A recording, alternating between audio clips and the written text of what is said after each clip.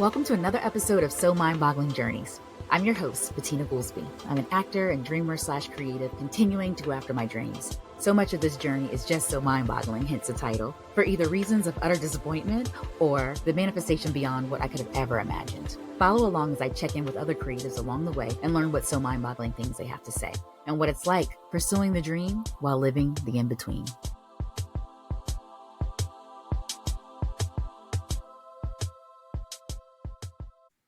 Okay, so Serena, I am so happy to welcome you back to the So Mind-Boggling podcast. Thank you for joining me again. Thank you for having me. I'm so excited to be here. Yes. And so the last time you were here, we were talking about vitality and purpose. We were doing a short play. And we were here with the cast and we talked about that project. And now we are back. This is now going to be our fourth time working together. Wow. Working on Agency for the Lost. And the interesting thing is, so the first time we worked together was on all short plays of yours that you've written. The first one was Morning Ritual, and that was purely on Zoom. It was in the middle of the pandemic. Yeah. We met through Squeaky Bicycle. Shout out to those ladies. And then the second time was Zoom Like No One Is Watching, and that was with the Flea Theater Festival. And that was a hybrid form where we did rehearsals on Zoom, and then we actually shot the performance in the theater, but there was nobody else there. And then the third time was Vitality and Purpose, and that was in person. And then now Agency for the Lost. This is also in person, but this is our first time working on a full-length play together. Yes. So exciting. So exciting. So Serena, so one of the things I want, that I always tell you this, right, is that how I admire how you are like constantly writing. Like you're constantly writing and you have so many plays. How many plays have you written? Yeah, that's a good question. I think I'm around up to 50, but a lot of them are these short plays and monologues and things like that.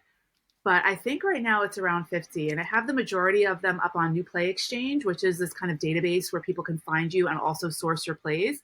And then just kind of a bunch of random ones like monologues and things like that, living on my desktop. So it's kind of a combination of things that I have out there that I feel good about and things that I'm kind of like fine tuning right now. Yeah. Okay. And so Agency for the Lost, this is actually a play that you wrote a while back, and you've workshopped this a few times. So tell us about the journey that this play alone has gone on. And actually, before you do that, give us a description of how you think of this play, what you think this play is about. Yeah. So Agency for the Lost is about this character named May. She's in her 40s. And she's kind of dealing with the code of life, right? She goes to work every day. She's a memoist. The world of this play, there's no computers. So everyone is just typing memos and typing salutations. And her hope is one day to get to 27. So 27 is kind of this elusive floor where the managers live, the presidents. She just believes that it's one day this sort of mecca for work, right? She just does everything right. So within that in her life, she has this kind of marriage that's sort of dying, right? Because of this typing, it's also impacting her hands. It's just kind of showing like how work really impacts us over the years, constantly hearing people like my bad back, my this, that. So it's a small way to showcase what work does, and it's through her hands. So her husband, Damon, he's trying to sort of find his place. He's kind of an entrepreneur, and he thinks he's really helping her by putting her hands in this solution. So sort of all of that's trickling about. And when she was 5 years old, her dad left. So in this world, the people who leave, they go to a place called the Lost Dimension. And it's a parallel world to this own where there's no rules. Everyone can kind of have the job that they want. Everyone gets the same check from the government.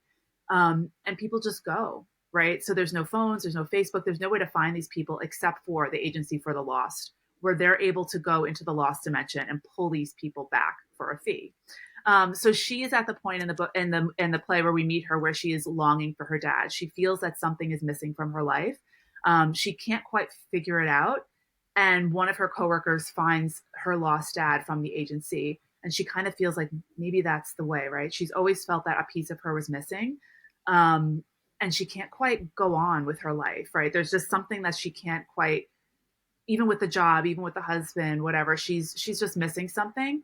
And so we meet her at the point of the play where she's searching for this lost dad. Mm-hmm. Yeah.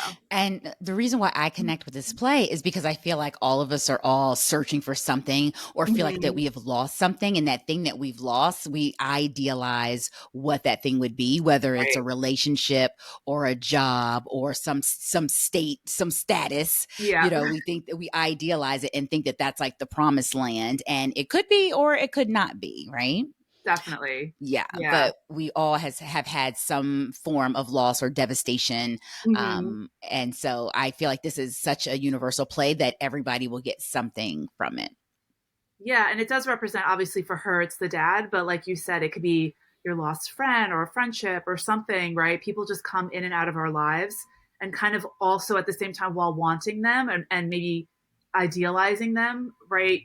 Because they're not in her life. So it could be, right, it could be anybody. So it Hmm. is kind of a take on that as well, of like people who leave, come and go, people who we idealize but might not necessarily be good for us in our lives. But this kind of longing, but it's a Hmm. bigger picture of a longing, not necessarily through the dad, but she doesn't quite see that in the when we first meet her in the play. Right. Yeah. And so this is a staged reading that we're doing, which is Yes. different from a regular reading. Do you want to take our listeners through the difference of what that is and the journey that this particular piece of art has gone through to get here? Yeah. So I initially wrote it in 2022, which, we're kind of sort of still in the COVID ish time. I wrote it through Cut Edge Theater. It was a playwriting group I was with at the time. And the idea with that group was we do kind of a workshop of a new full length play.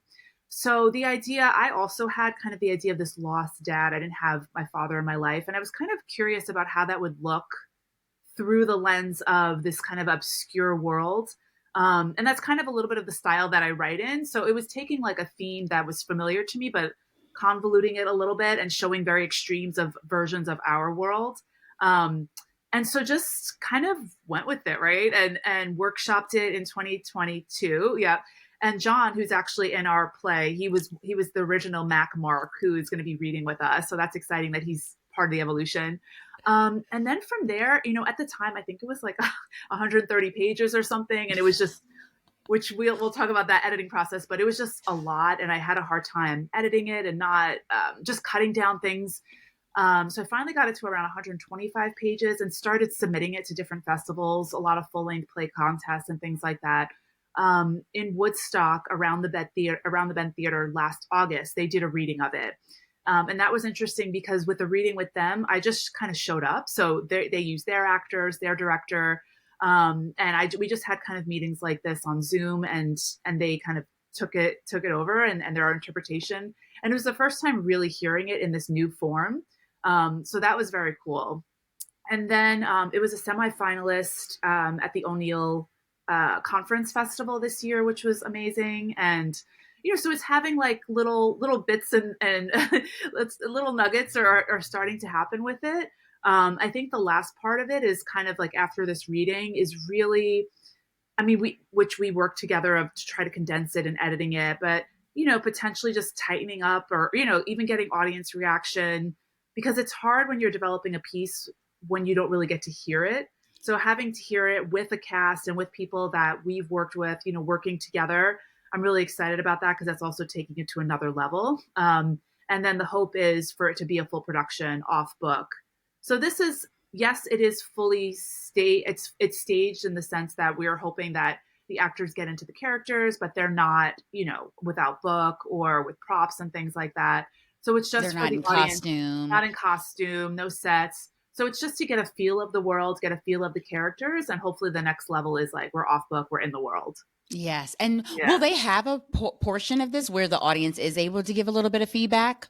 I believe so. I believe after, we can, they'll have like a chance for questions and things like that. So Hmm. that's always helpful. Or just, it's good to hear what didn't work, what worked.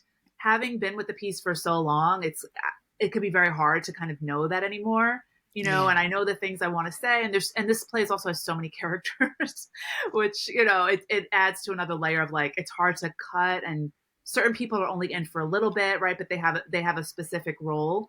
So yeah, so kind of like hearing that and kind of figuring out how to just fine tune it a little bit more. Yes, and we want Yeah. to give a shout out to the cast. The only reason why we don't have the Yes. cast here with us today is because there are a lot of cast There's members. a lot. There are a lot, and technically, May or Serena here is not only the writer, but she is the lead actress, Yeah. May. So I was like, well, let's just talk to Serena and May. Yeah. We'll try to so be both at once. right, yes. So along those lines, so how does it feel? Because this is your acting debut, really, right? Yeah. Yeah. I mean, it's How, interesting. Like originally before writing and play, well, as a kid, I always wanted to write. So I was always like making skits and things like that. But it kind of turned in that I thought I wanted to be an actress. And so in my early 20s, it was kind of like, okay, a lot of extra work. I did a couple of like small little plays, but then really fell into, I went to Hunter for junior and senior year and really just fell into playwriting. I was a theater minor, so just loved plays. I love the behind the scenes world. And that's kind of when I shifted. I always loved acting and performing, but that's kind of when I just pivoted more to playwriting. So have done readings and things like that. And most recently have done some locally, like read my monologues and things like that. So very, very bare bones, but nothing like off book or anything. But I just thought because it was so personal in a way to me, I was like, let me just try it. Right. And I love working with you and I trust working with you. And I felt like it was just like a good opportunity for me to try something like this, but yeah. definitely challenging and wearing, all these different hats and trying to be, an actor, but at the same time, I'm also the writer. And, it's kind of it's like a little seesaw, but it is nice that hmm it's a stage reading version of this as opposed to a full production yet. Yes. So yeah. Yes, Yeah. and so my main direction to Serena has been that when we're in acting mode, like she is to be fully the character, like to be Mhm. fully May and in that world and in that headspace, and not to be, paying attention to like the other writer or the other actors and the performances in their and the writing, what you like and don't like about the writing, which I Yeah. would think would be so hard as a writer because if you hear it and you're like, oh, I want to change this or that, but it's like when It's you're an hard. actor in Yeah. acting mode, it's like I really want you to just kind of really fall into that so that you can listen to the characters in a different way, more active listening. Hmm. Yes, Yeah, but you're it's doing challenging great. because we've always collaborated. So I'm kind of, I guess, a semi producer, and like we filtered off of each other, and you've asked me, and so it is interesting having a different hat where it's like, okay. And again, I think because trusting you and you knowing the world so well that it's like knowing that you're going to take over and bring this to life in a different layer. Mhm. And obviously managing and working with so many people and things like that. So I think it is a testament to our relationship and kind of all of these years that we've been building and all of these projects that I felt confident that you were the best director for this particular, piece. Yes, thank you so Yeah. much. And I love this piece Thank for so you. many different reasons. But the cast, so Yeah. you did the majority of the casting for this. So let us know, like, 'cause I think you do a good job of that. It's like you really pull back to people that you've worked with before or people that Hmm. have been recommended to you. Cause I feel like when you bring me on purely as like a director and I'll try to, fill in some of the blanks where I can. But for the Yeah. most part, you already have the vision for who you see in these roles. Hmm. Yeah, I think it, it's interesting. A lot of these people, it's even meeting during COVID and doing all these Zoom plays, and then you're slowly like networking and meeting new people. But for example, Brian, who's playing Damon, my husband in the play, we had just worked with him. So I was like, oh, that would be a perfect fit. He's a great actor. Same thing with Stephanie, who is one of your friends, who is also in Vitality and Purpose. And it felt like she really fit the role of Bex, who's just like kind of over the top office person. Shelly, who I also worked with in the past, she felt she would be a great fit for Jules. We also work with Tammy and Zoom like no one is watching, and she's just a great character actor. I thought she would be great for the role of Jennifer. Assistant, I work with Linda actually, and she used to be an actor, and she was always saying to me if there's any parts in the future. I was like, oh, this would be a good one for her. And her boyfriend Dan plays Sprocket, who's this wild, zany, uh, very loose character, and that's also kind of who he is, which is interesting. John, as I mentioned, who plays Mac Mark, read it, and it just felt like he was perfect for the part. I don't think who else we have in our cast. Oh, Ted, who's playing various people in the office waiting room. He's an improviser. I also worked with him a year ago in a play. I thought he would be a great fit. And then a friend recommended Jason, who's reading stage direction. So it kind of like, it's this little puzzle, right? We kind of Mhm. fit people we know, network of our people, and Yeah, it's been really wonderful. I feel like they're embodying the parts so well. I'm really excited to, as we keep working together, it just keeps getting better and better. Yes. Yeah.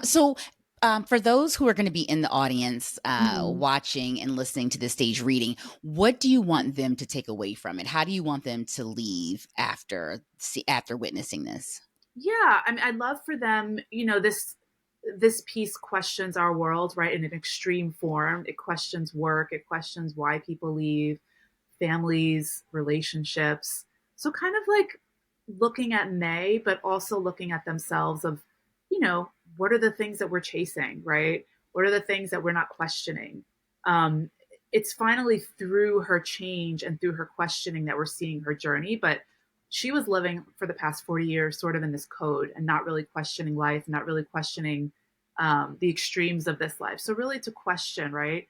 And and to find, in the play there's a theme about being, right? What does that mean to be content with yourself, but also through the people in your life. But sometimes it's like you have to find that within yourself, but it's not necessarily through, she's longing for this dad, but it may or may not be through him that she's going to find that. Hmm. Yeah, it's just fun. It's weird. It's zany. Like I just want people to enjoy it too. We Yes. have a lot of great sounds and music provided by Mickey. So also like some just getting into the world a little bit. I think that'll be a lot very fun too. Um, yeah, Yes. I'm excited. I'm No, excited. absolutely. Yeah. And I'm glad you mentioned Mickey. The sound piece of this is going to be a really dynamic part of this reading, that Mhm. I'm really looking forward to and that I think the audience is going to really enjoy. Yeah, I'm very excited about that because especially in a lot of the, we've talked about this, like it's one of those things that happens last minute where we think about sound and lighting because, you need a whole team. So it's great that we have somebody who helped us out this time, but also adding something to the world, right? Because there's very extreme kind of a little unnerving sounds and things like that are part of this world that we want to create that kind of strange tension, darkness, but also humor. Hmm. Yeah, and music and dancing and things like that that through May trying to find joy, we're also showcasing that through the reading. Yes, absolutely. And so before I let you go, I want to ask you because I love to talk to artists who are also mothers Mm, because I find that it's hard enough trying to be an artist and then let alone raising little people in yeah. addition to trying to carve out the time to do this, to work on Yeah. your craft and your work and all of that.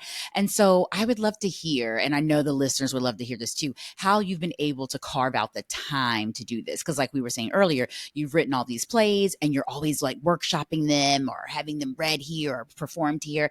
And it's like, I always, tell you, I'm like, wow, you're like in flow. You are really in a steady flow of it.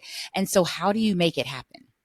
Yeah, I mean, it's been a long journey, right? So after graduating college back in 2003, I wanted to do playwriting, but then I kind of fell into a path more of editorial. And then when I started to have kids, it kind of was always there, right? It's always this whisper, but it felt impossible, especially as a new mom with a baby and everything. And it wasn't until my second daughter was 2011 where I was like, oh, you just kind of miss it and you try. And there was a 24-hour play festival in the city. And so I just did that with, at the time, 5 and 1 or something like that. And it just felt like a part of myself, right? Because it was so hard and it was just something small, like a 10-minute play, 24-hour festival. And then it kind of faded again. And I'm from Brooklyn originally, but I moved to Westchester in 2015. And in 2018, still wasn't playwriting. So it took me a long journey before I came back to it.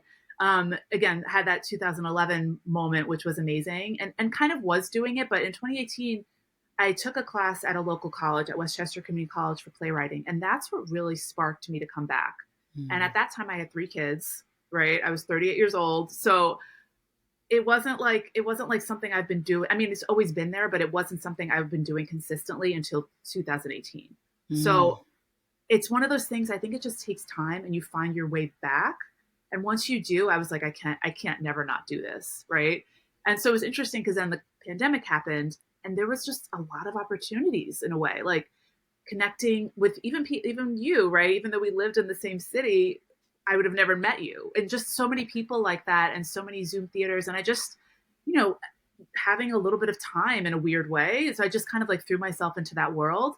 And I think that's also kind of helped me like push ahead and get the routines of writing back again. But back then I don't do this anymore, but I used to wake up at 5 a.m. to write. And just because that was the only time I had. So, for people out there, I think it's like, it doesn't have to be 5 a.m. Like whatever the time is, just giving yourself a time, even if it's an hour, because it'll slowly build up to the thing and it'll be so important to you that it'll be part of your routine, but it does take time. You have to give yourself grace. You have to like also, have a partner who will be like, okay, you can go off and do your writing or whatever, so sometimes that doesn't happen. So it's just finding little nuggets of time for yourself, and just keep doing it and chipping away at it. But I would kind of say that it's like you have to fight for yourself to do it. Because if not, I don't know if I would do it if I was like, oh, I'm tired of this, that, and the other. It's like you have to be like, okay, no, this is my routine. I'm going to be writing today, and then you slowly like get in the world where it's just you can't not do it. If that makes sense. Mm-hmm. But it's possible. Like I did it late and I'm doing it later, whatever that means. Like we're artists at all different ages, but you kind of find your way back. And now that my kids are older, it's actually making it a lot easier because it's not kind of in the day-to-day hardcore grind that it used to be, or not sleeping or whatever. So it's just become part of our lives in a way. And they even know like, okay, she has rehearsal, mom has rehearsal and like I'm in this play. And I like that that's part of our energy. I like that they know that I'm creating, even though they don't really get it. And sometimes they come to my shows, so it's slowly building up to just knowing that you can create something out of nothing. Mm-hmm. And I love it because I feel like we always tell the kids like, oh my God, you can be anything you want to be. Like you can become that person, like go after your dreams. We're always telling kids to go after their dreams. And then Yeah. I think it's really nice when they also see their caretakers going after their dreams, Yeah. right? Yeah. It's Definitely. like seeing it in practice. Yeah. And you and I will have a meeting like after dinner, Yeah. we'll meet on a Friday night or whatever. Like it's like Yeah. we will fit it in. We And fit it in. sometimes we are doing things during dinner time. Like we have a rehearsal tomorrow night that's going to be during dinner time, but Right. that's not every night, Yeah. that's not every night. Exactly. So, Exactly. so Yeah. yeah, I like that of just, Yeah. just trying to fit it in wherever you can. Because I Mhm. think sometimes people feel like, oh, if I can't do this at this time every single day or, every single week, then it doesn't really Mhm. count, where it's like, no, find those little pockets here and there where you can like work and build upon what it is that you're working on. Mhm. Yeah, and even, which I need to be better about this, but even just working on one thing at a time. Because sometimes Mm-hmm. if you get an idea, it's like, okay, have all the tabs open and like trying to write multiple plays or whatever. So I'm also trying to just like, okay, just take it slow, like just focus on one thing at a time, Yeah. and then go to the next thing. Or even Yeah. getting a potential writing group or playwriting group, that also helps because it gives you accountability and also meeting other artists. So there's Yeah. ways to do it. And with everything online, like there's also ways to just even practice it at home, like or Yeah. having groups and things like that, just Mm-hmm. from like a Zoom group. Mm-hmm. So yeah, but it's not easy. But it's definitely, the reward is there when you create. I mean, creating is we all need that in some form, not necessarily writing, but in some form of creation that we're made to make things. Mm-hmm. Yeah.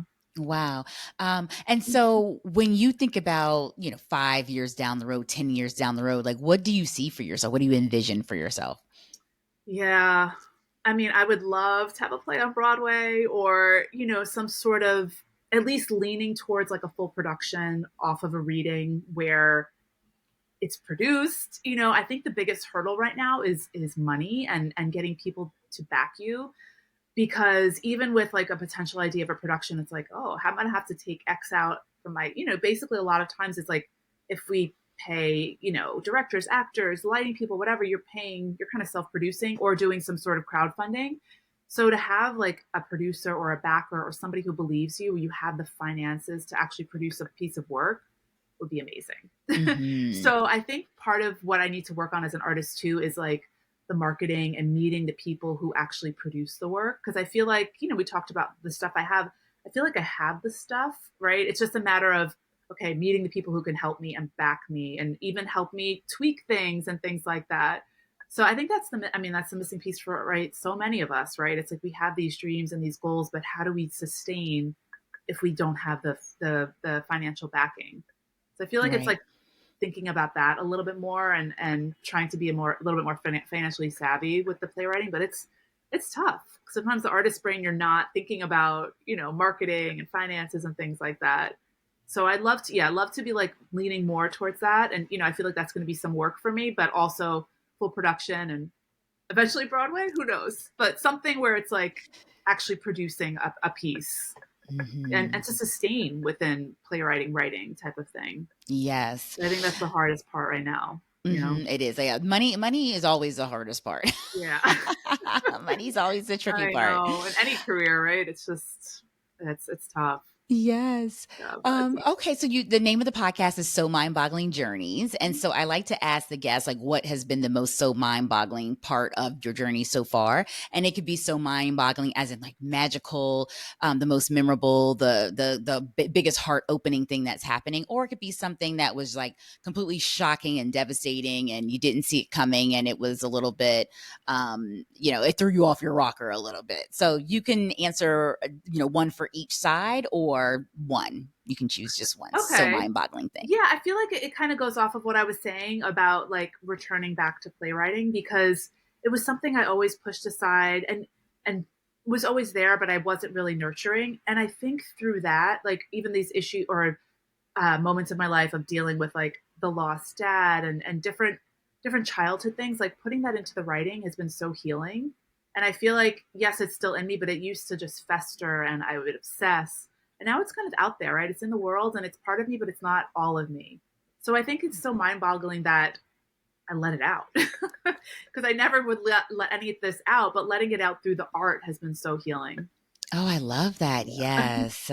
Yes. And I love it because it's like as you're healing yourself, you're healing so many other people who maybe can't put a voice to it or they don't really want to talk about it to anyone. So it's like they'll be able to just kind of live vicariously through May. Yeah. And then also in the process, have their own feelings and their own healing through that. Yes. Oh, that's so great. Well, Serena, thank you so much for coming on to the podcast again and sharing a little bit more. Yes. So where can everybody find you? So I'm at serenanorr.com where I have all of my plays, and on Instagram it's Serena Norr Creative, and that's where I share kind of the up to date plays and everything. And then Agency for the Lost is June 3rd at 7 p.m. at the Flea. Yes, June 3rd, 7 o'clock at the Flea Theater on Thomas Street, 20 Thomas Street, and it's going to be in the Pete Theater. Yes. So we'll see you all there. Yeah, can't wait. Thank you for listening. This has been a So Mind-Boggling production. Follow along at So Mind-Boggling on Instagram and Facebook.